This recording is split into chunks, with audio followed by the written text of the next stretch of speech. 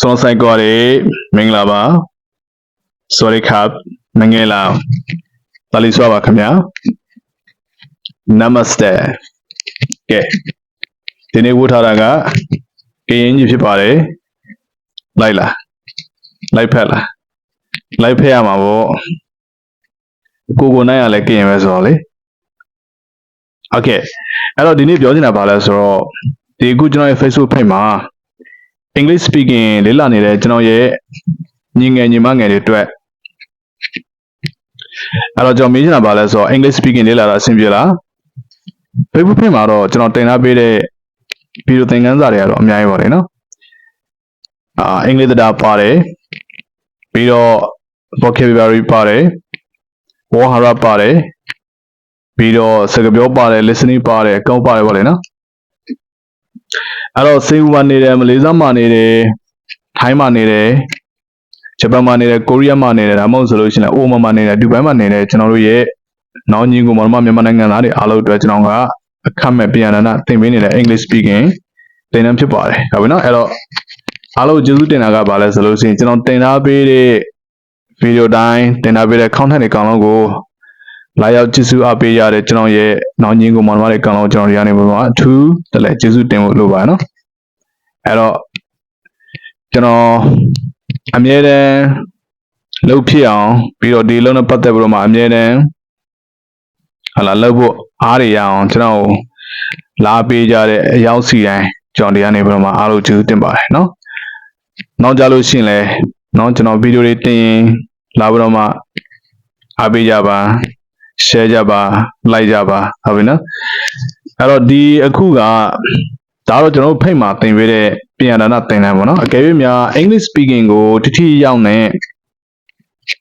တည်ကြလေ့လာခြင်းနဲ့ဆိုလို့ရှိရင်တော့ကျွန်တော် online မှာဖွင့်ထားပေးတဲ့သင်တန်းတွေရှိတယ်ဆိုလို့ရှိရင်ကဘာလဲဆိုလို့ရှိရင်ကအခုတင်ထားပေးတဲ့ဗီဒီယိုသင်ခန်းစာရတော့ခါကြလို့ရှိရင်ပြည့်စုံမှုတော့မရှိဘူးเนาะကျွန်တော်အသေးစိတ်လည်းသွားတာမဟုတ်ဘူးပြီးတော့စနစ်တကျလည်းမဟုတ်ဘူးเนาะကျွန်တော်တို့စိတ်ထဲမှာလူကြိုက်များမဲ့ဟာကိုကျွန်တော်တို့ကလှုပ်ထားပေးတာဖြစ်တယ်ဒါပေမဲ့လည်းပဲကြွေကိုကနိုင်ငံခြားမှာရောက်နေလို့ English speaking ကိုเนาะစနစ်တကျအသေးစိတ်လုံးဝအခြေခံနေစပြီးတော့မှပြောတတ်ဆိုတတ်တဲ့အထိသင်ချင်တယ်ဆိုလို့ရှိရင်တော့ကျွန်တော်တို့သင်တန်းမှာကျွန်တော်ဖွင့်ထားတဲ့သင်တန်းမှာလာတက်လို့ရเนาะအခုကကျွန်တော်ဖွင့်ထားပေးတဲ့သင်တန်းကကျွန်တော်က1 to 1အတန်းတွေပဲကျွန်တော်သင်ပေးတာများတယ်เนาะသူများonline မှာတခြားဆရာတွေလို့တော့မဟုတ်ပါเนาะ online မှာတခြားဆရာတွေကြတော့သူတို့ကအတန်းနဲ့ဖွင့်တာများတယ်เนาะသူတို့ကအဖွဲ့တွေဖွဲ့ပြီးတော့မှသင်ပေးတာများတယ်တခါကြလို့ရှိရင်သူတို့ဒီလိုမျိုးအဖွဲ့နဲ့ဖွဲ့ပြီးတော့မှသင်တယ်တော့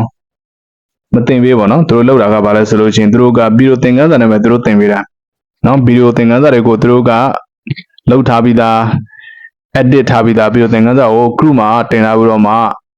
English speaking သင်တဲ့ကျောင်းသားတွေကိုသူတို့ကအဲ့မှာသွားပြီးတော့မှထပ်ပေးတာသင်တန်းကြီးယူပြီးတော့မှသူတို့အဲ့မှာသွားထပ်ပေးရပါတော့ပြီးရင်အဲ့ဒီ group မှာရောက်တဲ့ခါကျလို့ရှိရင်သင်တန်းသားတွေကကိုယ့်ဘာသာကိုလေ့လာရမယ် self study လုပ်ရမယ်ပြီးရင်အဲ့စာတွေဆိုလို့ရှိရင်ကိုယ့်ဘာသာကိုလုပ်ရမယ်ပြီးရင်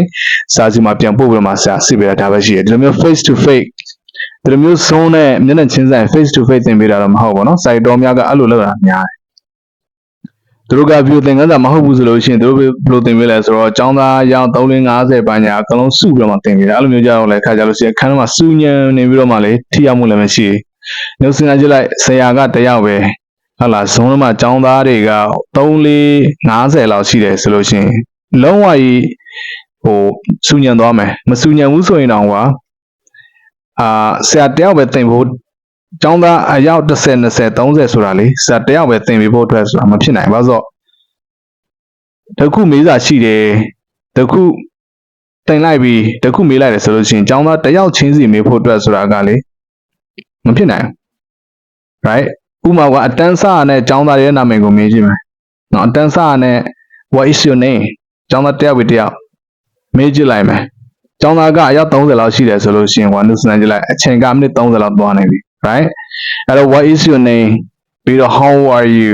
where are you from ဒါကိုမိတ်ဆက်တဲ့ခါမှာဆိုလို့ချင်းဆရာကအတန်းစားတဲ့နေ့မှာဆရာကကျောင်းသားကိုမေးလိုက်တာအဲ့တော့ကျောင်းသားတယောက်ကဒါကိုဖြေဖို့အတွက်အချိန်10မိနစ်ယူတယ်ဆိုပါစို့ကျောင်းသားကအယောက်30လောက်ရှိတယ်ဆိုလို့ရှိရင်အချိန်ကမိနစ်30လောက်သွားနေပြီအဲ့တော့တန်းကတစ်ချိန်ကိုမှမိနစ်40တနိုင်လောက်ပဲကြာတယ်ဆိုလို့ရှိရင်အဲ့ဒီနာမည်မိတ်ဆက်တာနဲ့ပဲအချိန်ကကုန်နေပြီ right အဲ့လိုမျိုးပြောချင်တာအဲ့ဒါကြောင့်မို့ကျွန်တော်ဘယ်လိုသင်ပေးလဲဆိုလို့ရှိရင်ကျွန်တော်က1 to 1အတန်းတွေပဲကျွန်တော်သင်ပေးရများတယ်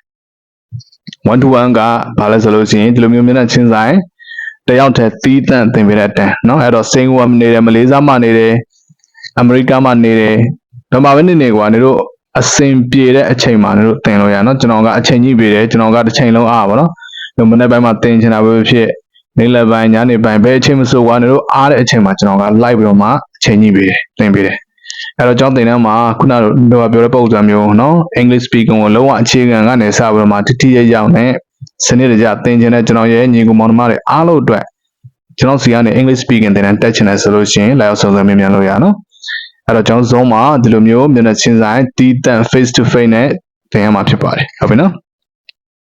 Okay ကျွန်တော်ကအဲ့လိုမျိုးအတန်းပဲကျွန်တော်အခုဖွင့်တာနော်ကျွန်တော်ဗီဒီယိုနဲ့လည်းသင်ပေးတာမရှိဘူးနော်